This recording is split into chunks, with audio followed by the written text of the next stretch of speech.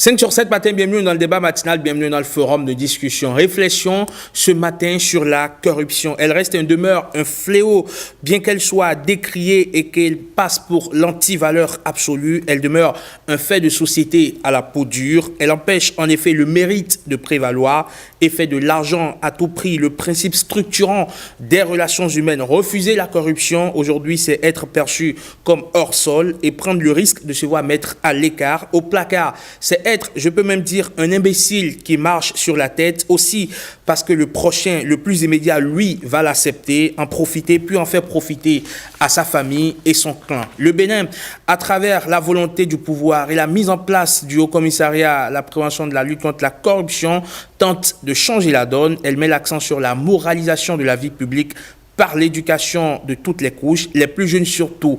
Parviendra-t-elle? Dans quelle proportion? La société est-elle programmée pour comprendre cet enjeu? Nous menons la réflexion avec, autour de la table, Olivier Atinéou. Il est secrétaire général du Haut-Commissariat à la prévention de la corruption. Bonjour et bienvenue. Monsieur Amigan, bonjour. Comment allez-vous? Super bien. Mais c'est un plaisir de vous recevoir sur 5 sur 7 matin. En face de vous, ce matin, Francis Eloge Attadé, expert en gouvernance, doctorant en coaching des organisations. Bonjour et bienvenue, monsieur Attadé. Bonjour, Emma. Comment allez-vous? Je vais très bien. C'est un plaisir également de vous recevoir. On sait que vous êtes dans une période pratiquement, enfin, je vais dire particulièrement très agitée pour vous, un peu compliquée aussi, parce que vous préparez votre soutenance de thèse qui aura lieu dans quelques jours. Dans quelques jours. Le 21 prochain. C'est exact. Du côté du campus, c'est bien cela? Mais oui, c'est à côté, c'est à Cotonou, c'est à l'Institut pontifical Jean-Paul II. D'accord. Vous soutenez donc une thèse en coaching des organisations? Sur la dynamique démocratique au sein de la CEDEAO et le coaching des structures de gouvernance au Bénin pour une résilience afrocentrique. D'accord, très bien. On sera à vos côtés pour bien évidemment vous soutenir, monsieur Attadé. Alors aujourd'hui, comme je vous l'avais annoncé, on s'intéresse à la corruption. C'est que tout le monde en parle, tout le monde décrit cela, mais à la première occasion, c'est pas évident qu'on puisse dire non, monsieur Atinéou, lorsqu'on se retrouve en situation. On a l'impression qu'on fait tous les blancs-seings devant les caméras, devant les micros et devant la communauté. Alors qu'en réalité, au fond, c'est pas si évident que ça de résister. Que pensez-vous? Comment percevez-vous la corruption aujourd'hui au Bénin? Il n'y a pas, je vais le répéter, peut-être que je vais vous décevoir, il n'y a pas une particularité de la perception de la corruption au Bénin. Il faut voir la chose au-delà du Bénin. Il faut voir la chose en l'homme. Parce qu'il me faut rappeler cela, la corruption doit être considérée comme un trou noir qui absorbe l'énergie de la matière. C'est quoi cette matière? C'est la stabilité des institutions, c'est la bonne gouvernance. C'est une consolidation de l'état de droit. Et quand on part de là, on regarde l'histoire de l'humanité, qu'est-ce qu'on constate? Écoutez, on n'était pas encore nés, hein. Peut-être qu'on avait jamais pensé même à nous, sous d'autres cieux. Aristote, Thucydide, Platon, j'en passe, ont théorisé, ont pensé à la corruption comme étant un problème de santé mentale, c'est le mot exactement, santé mentale de la société. Donc, parler de la perception de la corruption au Bénin, c'est comme si... Alors, je reprécise un peu ma question. Je voudrais savoir si ces dernières années, la corruption au Bénin a progressé ou a régressé. Est-ce qu'on a des chiffres officiels dans ce sens? Est-ce qu'il y a eu des études qui ont été effectuées dans ce sens? Voilà le sens de la question. Bon, il y a bien sûr eu des documents en 2016, mais je ne suis pas un partisan en tant que scientifique, hein, ça c'est le docteur en droit et sciences politiques qui vous parle, je ne suis pas un partisan des modèles, des comparables. Ça veut dire quoi? Ça veut dire qu'on regarde quelques données ici et là, et puis on va estimer ce qui se passe au Bénin. Je n'aime pas trop ça. Et puis, autre chose qu'il faut rappeler aux gens, classifier, catégoriser un phénomène social comme la corruption, une pathologie comme la corruption, demande à la fois du temps et de l'argent. Pourquoi je le dis? Parce que les chiffres qui sont là actuellement, qui disent ce qu'est la corruption au Bénin, ce sont des chiffres qui ne sont pas produits suffisamment, correctement, exclusivement par les Béninois. Ce qui m'intéresse, c'est que le HCPC, avec d'autres acteurs, nous puissions mettre quelque chose en place sur 2025 pour véritablement flasher, comme on le dit, hein, avoir une cartographie juste de ce qui se passe dans notre pays. Donc, le mal existe, le mal peut-être va perdurer, mais nous allons y arriver collectivement. D'accord. Francis Eloge Attadé, ça fait plusieurs années qu'on parle de la lutte contre la corruption, on a expérimenté beaucoup, on va dire, de processus, de procédés pour parvenir à endiguer ce phénomène. On a connu la cellule de la moralisation de la vie publique, on a connu le FONAC, qui est devenu après la NLC. Aujourd'hui, on a le Haut Commissariat à la prévention de la corruption. Pour autant, est-ce que les mœurs ont changé? Vous avez dit dans votre introduction liminaire que la corruption a la peau dure. C'est exact. Et vous faites bien de rappeler historiquement la marche en 90-91. Au moment où le président Soglo est arrivé au pouvoir, il a décidé de faire rangorge, puisqu'il y avait eu des faits de corruption sous les 17 ans de gouvernance autoritaire du président Kérékou. Alors, de cette lutte, on en est venu en 1996 à la cellule de moralisation de la vie publique, que le président Kérékou a bien voulu mettre en place et a nommé à la tête de cette cellule Feu Adjaï Sika, qui a fait une lutte sérieuse et efficace. Elle a failli perdre sa peau dans cette lutte. Vous savez que la corruption, ce n'est pas facile. Il faut d'abord féliciter les nouveaux acteurs du ACPC. Alors, vous savez qu'après Kérékou, le géniteur du changement et de la refondation, changement entre 2006 et 2011, refondation entre 2011 et 2016, a bien voulu lutter contre la corruption. Mais malgré le dispositif institutionnel qui était là, vous l'avez vu dans la rue, le 17 juillet 2007, le président Boni Yayi, en chemise blanche, s'est mis dans la rue pour faire une marche verte. Alors, les détracteurs, tout de suite, ils ont dit que, mais quand on va au feu tricolore et que le feu est ouvert, ça veut dire que le boulevard est ouvert. À la fin de son mandat, il a failli être englouti par la corruption. C'est en fait plein de scandales, barbarie économique. Bon, je crois que le président Talon n'a pas encore ouvert tous les dossiers. Vous avez vu le musée de la corruption. Finalement détruit. Bon, d'accord. Je ne veux pas mettre le coup dans la plaie, mais en 2016, quand le président Talon est venu, comme dans la gouvernance démocratique, la corruption est un défi, il fallait trouver la formule pour mettre en place des structures qui vont aider à endiguer le mal. Le chef de l'État, en 2016, le président Talon a mis en place le BAI, le Bureau d'analyse et d'investigation. En 2017, il a mis en place les UPS, les unités présidentielles de suivi, pour améliorer qualitativement la gouvernance. Pour autant, alors Francis Lejatade, je ne vous interromps pas, pour autant, on a quand même connu des cas sous le régime du président Talon, des gens qui ont réussi à se faufiler dans le système pour évidemment commettre des délits financiers.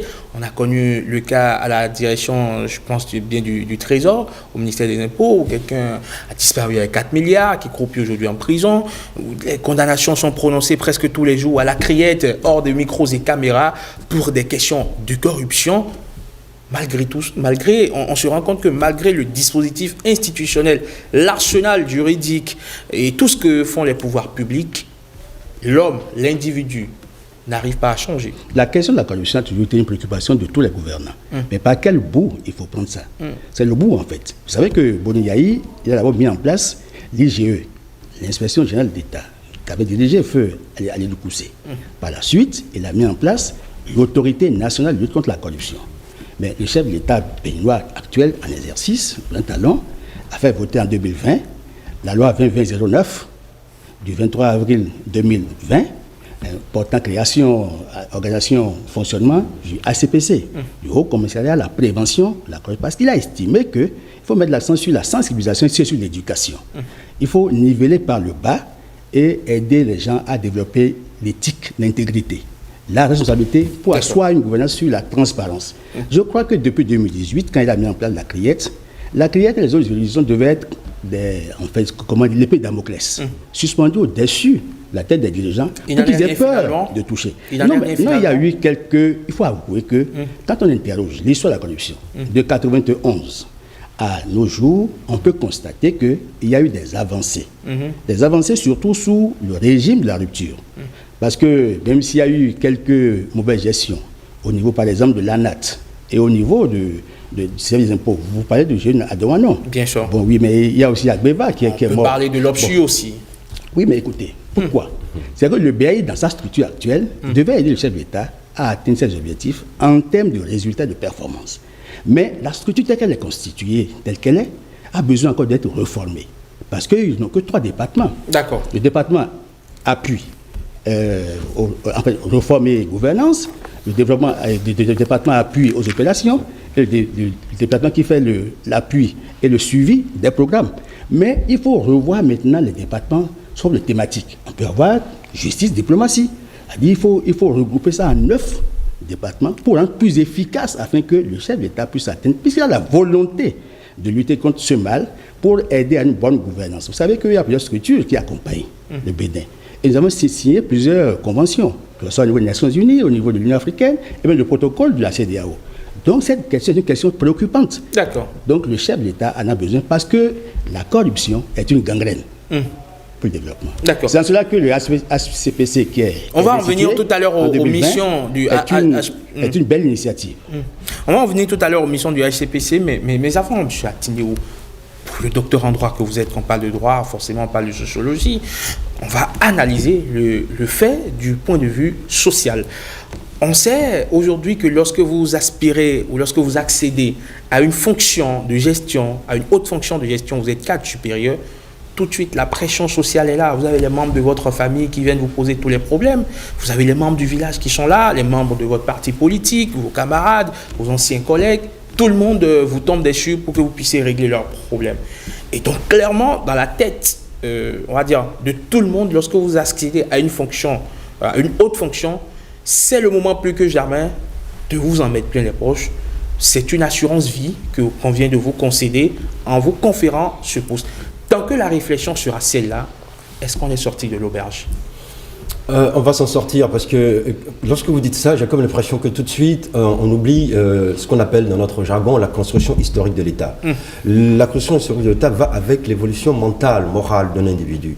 Hélas, je vais dire le petit problème des États en Afrique, nous sommes perfusés et tarabustés par une idéologie que nous ne fécondons pas. Je vais parler en termes simples.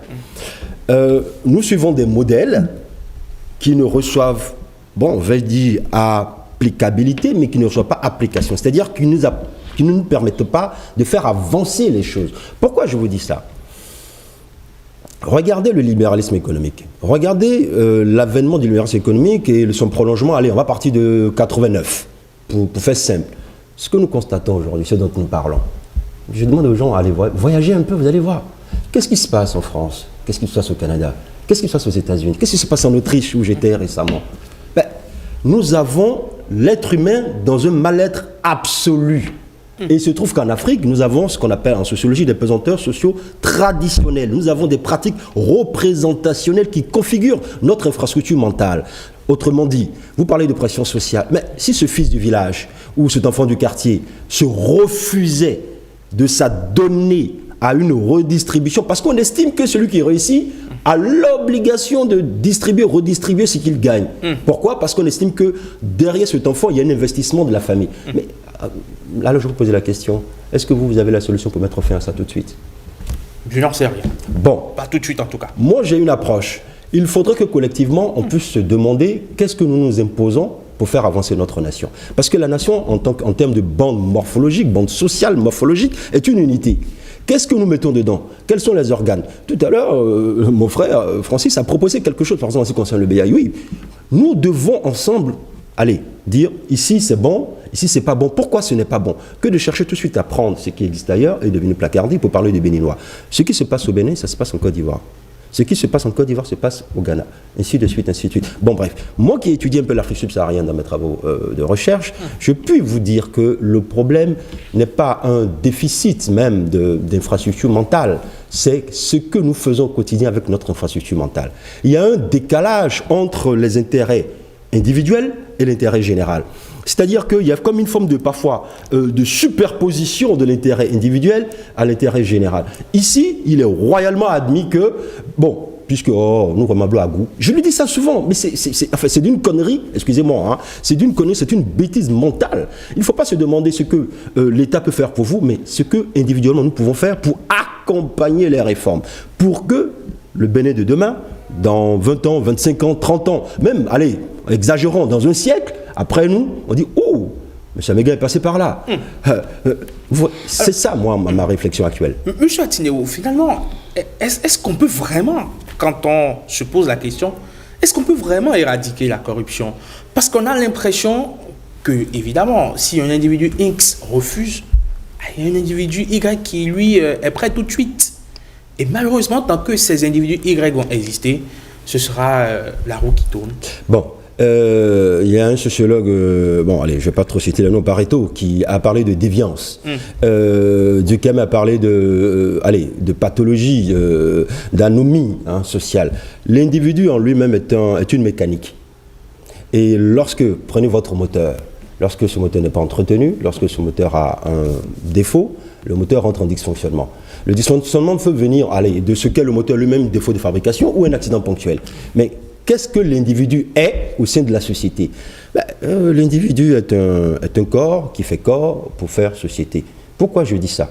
Si nous parvenons à réduire ou à freiner, à bloquer la capacité de l'individu à aller à déviance, nous aurons réglé le problème. C'est pas seulement la corruption. Il y a d'autres, je vais dire, d'autres fléaux, d'autres maux qui gangrènent l'évolution d'un État. Regardez, je le dis souvent, mais les gens n'aiment pas trop ça. J'ai discuté entre collègues universitaires. Quand nous regardons aujourd'hui le fonctionnement de certains pays africains, on se dit, ouf, on a de l'espoir et ça va aller. Pourquoi je dis ça? Parce que certains, en France, je dis bien France parce que j'enseigne en France principalement, avaient tendance à comparer l'Afrique d'aujourd'hui, je vous dis même de 2024, à l'ancien régime français. Bon, je suis rentré, vous pouvez imaginer un peu, dans une colère, pour dire quoi? Pour dire qu'il faut soigner l'individu. Comment il faut soigner l'individu? Il y a l'intégrité, mais il y a aussi l'éthique, il y a ce qu'on s'impose à soi-même, la vertu. La vertu, ce n'est pas pour les moutons. Je n'arrive pas à comprendre pourquoi aujourd'hui nous sommes encore en train de parler de « tu ne voleras point ». On nous a toujours dit, c'est ce qu'on nous enseigne à l'école. Mais les gens volent en défiant l'État. Et pire, c'est parce que celui qui doit donner l'exemple a volé, donc les autres se disent, si lui a pu le faire, nous allons le faire. Donc, on doit soigner l'individu. D'accord, très bien. Alors, Francis Lojatadé, puisqu'on parle de soigner l'individu, on parle de sociologie, on parle de philosophie, il y a Rousseau, qu'on connaît tous, dans du contrat social qui, parlant de la démocratie, dit que, au regard donc, des principes prônés par la démocratie, que un tel mode de gouvernance n'appartient pas aux hommes. S'il y avait un gouvernement de Dieu, il le gouvernerait démocratiquement. Parce qu'au regard même des principes de la démocratie, il se rend compte que les hommes ne peuvent pas se conformer à ces exigences. Est-ce qu'il n'est pas de même pour notre rapport, par exemple, à l'argent? On sait que l'argent, c'est le nerf de la guerre. On sait que l'argent, c'est difficile de résister à l'argent. Tous les jours, on ne se ment pas. On quitte chez le soir le matin, pas spécialement parce qu'on a envie de venir s'asseoir ici et faire une émission, mais parce qu'on sait qu'à la fin du mois, on sera rémunéré, forcément. Quelque part, il y a une passion qui nous anime. Donc, tant que le rapport à l'argent ne sera pas inversé, est-ce qu'on a peut-être beau avoir créé HCPC, l'autorité de lutte contre la corruption, est-ce que le mal ne va pas demeurer dans le temps? Il faut éduquer, sensibiliser pour que nous puissions gagner notre vie honnêtement. Parce qu'en fait, le rapport entre l'argent, c'est normal. Si ce n'est pas un travail bien fait et que vous devez le rémunérer, c'est normal. Mais il s'agit ici de pratiques corruptives. Et la corruption, il y a aussi les blanchiments. Donc, on a vu que l'aspect du corrupteur qui met de l'argent et qui siphonne les fonds publics, mais il y a aussi des pratiques qui sont odieuses qu'il faut combattre. Et on ne peut le faire qu'à travers l'éducation. Vous savez, tout dépend d'abord de la volonté politique, mais aussi du leadership du chef de l'État. Et nous sommes heureux de constater qu'actuellement au Bénin, nous avons un chef d'État qui a un leadership fort, centré sur le courage et sur l'audace. Vous savez que le coup, à un moment donné, avait voulu lutter contre la corruption, mais il demande aux gens, si vous êtes prêts, je suis prêt. Il sait bien que les Bénins ne sont jamais prêts. Parce que quand vous allez interpeller quelqu'un, vous le mettrez dans la ligne de la détention, il doit des arbitrages pour que vous puissiez le sortir.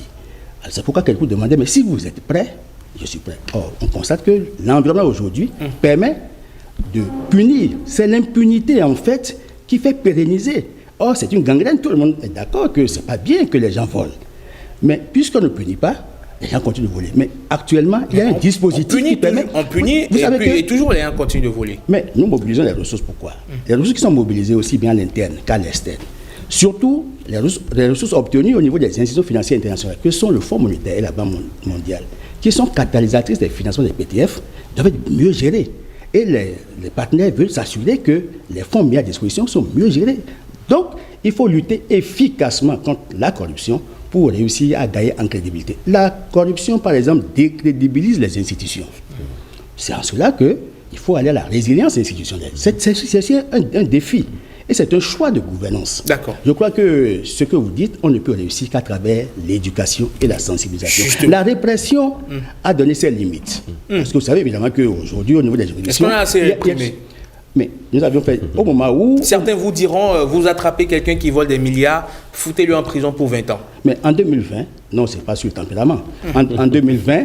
Non, je dis ce que des propositions de certaines personnes. On a vu au Ghana, par exemple, le président Rawlings, au plus fort de l'exercice de son pouvoir, mener des actions fortes, peut-être en porte-à-faux avec les droits humains.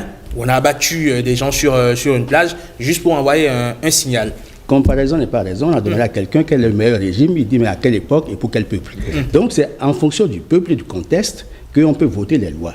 Aujourd'hui, nous avons un arsenal juridique très enrichi. Vous savez qu'en 2020, au moment où on prenait la loi 2020-09, il y a une loi qui a précédé la loi 2020-08 portant modernisation de l'appareil judiciaire pour accélérer les procédures au niveau de nos juridictions. Parce qu'en fait, les deux doivent être en tandem. Pendant qu'on sensibilise, il faut aussi réprimer pour l'éduquer à la bonne pratique, pour que l'intégrité, la responsabilité intègrent nos habitudes, pour que nous soyons capables désormais d'œuvrer efficacement pour le respect du bien commun. D'accord. Alors, Olivier Atinéo, justement, l'éducation, on a l'impression que c'est par ce bout-là que le HCPC est en train de prendre la lutte contre ce phénomène. On vous a vu sur divers théâtres cette semaine, notamment du côté du campus d'Abomey-Calavi avec les étudiants. Vous serez également avec les élèves dans toutes les communes disséminées de par le Bénin. Est-ce que vous pensez justement à votre âme et conscience que c'est justement cela la solution? Éduquer, on va dire injecter des valeurs dans la tête de ceux-là qui feront l'avenir demain. Ah ben vais-je dire même, c'est la seule solution efficace. Pourquoi? Je vais vous dire, je vais vous apporter une démonstration. Bon, l'école, quand on dit école, c'est la ritualisation des instructions. Bon, c'est un lieu de socialisation. Bon, comment avons-nous appris tous à articuler, à connaître? C'est vrai, il y a la famille, mais il y a aussi l'école. Imagine un seul instant que nous procédions à une reconfiguration, à une nouvelle programmation de ce qu'est l'individu en société, comment il doit faire société avec l'autre au Bénin. Comment l'individu doit articuler son altérité au Bénin, en injectant, en mettant au fond de la chose, intégrité.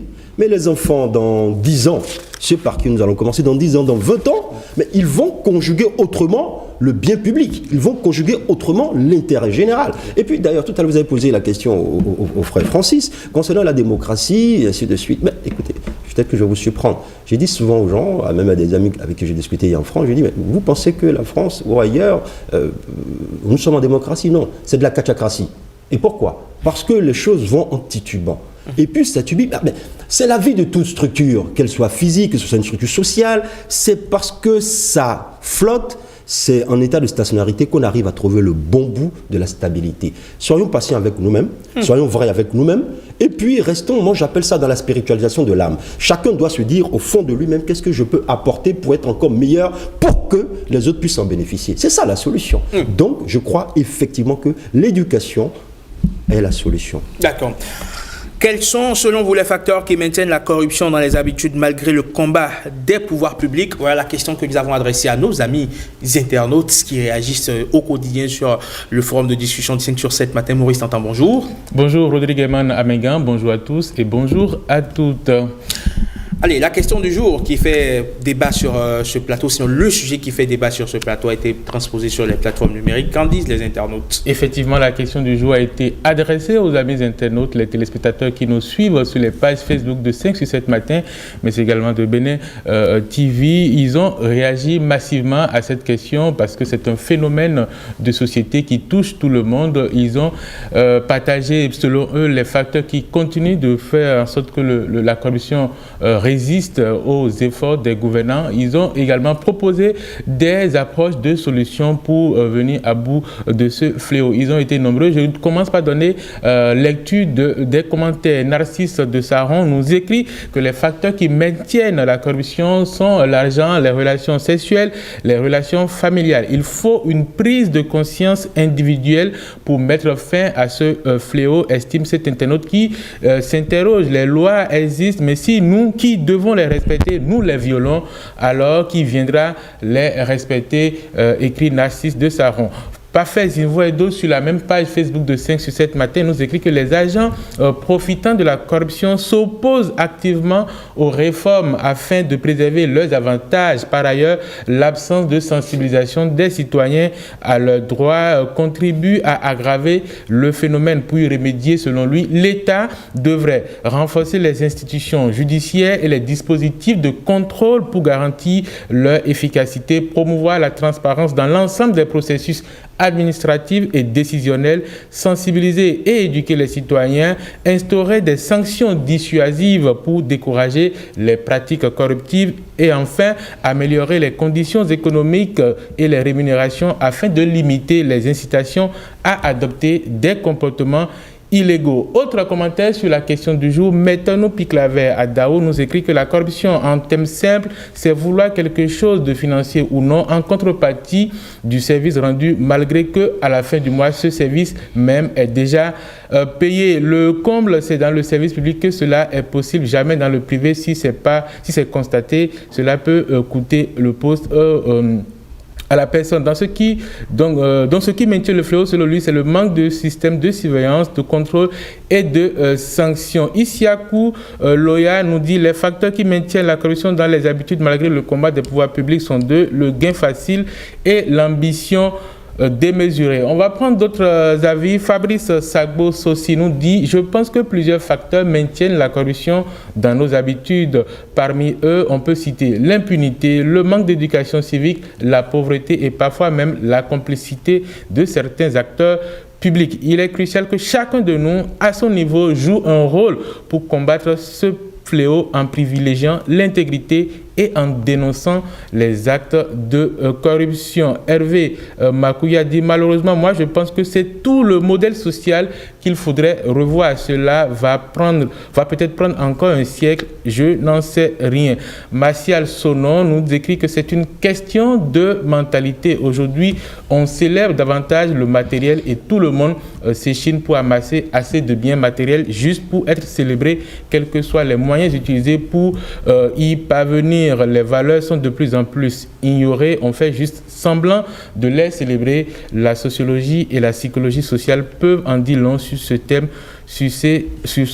Un changement de mentalité est nécessaire pour venir à bout du phénomène. Si vous permettez un dernier commentaire, Rodrigue Manamégan, il est signé Jean Dissouclounon qui nous dit la corruption est un fléau qui mine notre société. La lutte contre ce phénomène doit donc aller de pair avec le renforcement de l'état de droit et de la bonne gouvernance. Il faut promouvoir l'éthique et une responsabilité collective qui nécessite la participation de toutes les couches sociales, donc qui sera gage d'une prévention à coup sûr pour une lutte efficace contre la corruption. 3 facteurs sont à prendre en compte. Il s'agit de la transparence, de l'intégrité et de la responsabilité, car la lutte contre la corruption est un combat de tous les temps, termine cet internaute. Voilà donc en résumé, parce qu'il y a beaucoup d'avis, ce que nos amis internautes ont dit sur le sujet.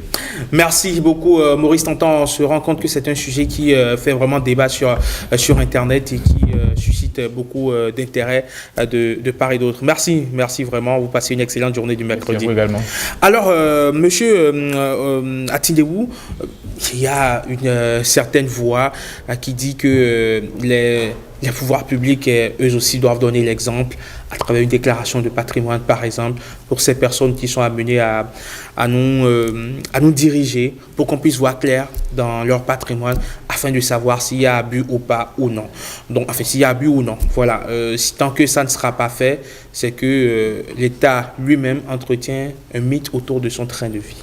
Bon, il y a un instrument juridique qui a été mis en place, c'est même encore récent, le 11 septembre. Je ne vais pas rappeler le numéro de décret parce qu'après on va me reprocher de toujours citer le numéro de décret. Bon, c'est moi ce qui m'intéresse, c'est l'esprit.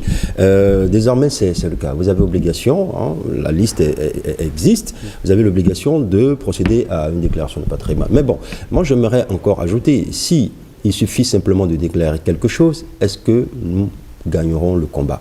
Déclarer, c'est bien, mais contrôler, c'est encore mieux. Il faut contrôler, mais sur un temps, à mon avis, ça c'est mon avis, il faut contrôler sur un temps assez long. Pourquoi? Parce qu'on constate, et là, c'est le petit sociologue qui revient encore, que ce processus immoral de redistribution illicite et illégale du bien public, qu'est la corruption, peut commencer en 2024, mais les gens ont ce génie de cacher l'argent, hein, sur 10, 15, 20 ans. Qu'est-ce qu'il faut faire? Mais il faut les suivre. On les marque à la culotte. Et si on marque 1, 2, 3 personnes comme ça à la culotte, mais vous allez voir, ça va changer. Ils ont aujourd'hui l'obligation de déclarer. Mais est-ce que ça va suffire? C'est la question que je me pose. Hein. Là, c'est le citoyen qui se pose cette question, hein, personnellement. D'accord. Le HCPC est-il optimiste? Oh, mais bon, je suis plus que optimiste, je ne suis pas défaitiste. Bon, il est vrai que, comme les principes de Jakarta en 2012 l'ont rappelé, quand on parle de prévention de la corruption, de lutte contre la corruption, il faut à la fois des moyens, il faut des hommes, et, allez, disons la chose clairement, vous l'avez dit tout à l'heure, il faut de l'argent. Pourquoi? Parce que mettre en place un programme éducatif, ça coûte de l'argent. Le déployer sur tout le territoire, ça coûte de l'argent. C'est aussi simple. Donc, je reste optimiste, sinon je ne serai pas là.